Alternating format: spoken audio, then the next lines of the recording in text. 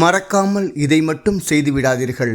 இறை ஆராதனையும் முன்னோர் ஆராதனையும் ஒரு சேர வந்தால் முன்னோர்கள் ஆராதனைக்கு முதலிடம் கொடுக்க வேண்டும் என்று தர்ம சாஸ்திரத்திலேயே சொல்லியிருக்கிறார்கள். அமாவாசை அன்று முன்னோர் ஆராதனைக்கு முதலிடம் அளிப்பதால் வீட்டு வாசலிலோ பூஜை அறையிலோ கோலம் போடுவதை கண்டிப்பாக தவிர்க்க வேண்டும். அமாவாசை என்று பித்ருக்களுக்கு பிடிக்காத சிலவற்றை நாம் செய்யக்கூடாது. பித்ருக்களின் வருகையை தடுப்பதாக அமையும் என்பதால் இவை பித்ருக்களுக்கு அறவே பிடிக்காது. ஆகவே அமாவாசை என்று நம் வீட்டுக்கு பித்ருக்கள் வந்து செல்லும் வரை, அதாவது தர்ப்பணம் முடியும் வரை வீட்டு வாசலிலோ வரவேற்பறையிலோ பூஜை அறையிலேயோ கோலம் போடுவதை நீங்கள் கண்டிப்பாக தவிர்க்க வேண்டும். அது மட்டுமின்றி பூஜை அறையில் மணி அடித்து எழுப்பும் ஒளியையும் நிறுத்த வேண்டும். தெய்வங்களுக்கு அன்றைய தினம் பித்ருக்களுக்கு கொடுக்கப்படும் தர்ப்பணம் வரை பூஜைகளையும் செய்யக்கூடாது என்கிறது தர்மசாஸ்திரம். ஆகவேதான் அமாவாசை என்று முன்னோர்களுக்கு செய்யும் தர்ப்பணம் முடியும் வரை வீட்டு வாசலில் யாரும் கோலம் போடுவதில்லை. பூஜை செய்தல் ஆகியவற்றை தவிர்க்கவும் வேண்டும். பித்ரு தர்ப்பணம் செய்து முடித்த பின்னர் வீட்டில் பூஜை அறையில் கோலம் போட்டு தீபம் ஏற்றி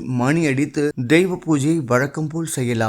இதுவரை நீங்கள் செய்திருந்தாலும் கூட இனிமேலும் வர இருக்கும் அமாவாசை என்று பித்ருக்களுக்கு தர்ப்பணம் கொடுக்கும் வரை தயவு செய்து கோலம் போட வேண்டாம். மறக்காமல் இதை மட்டும் செய்து விடாதீர்கள்.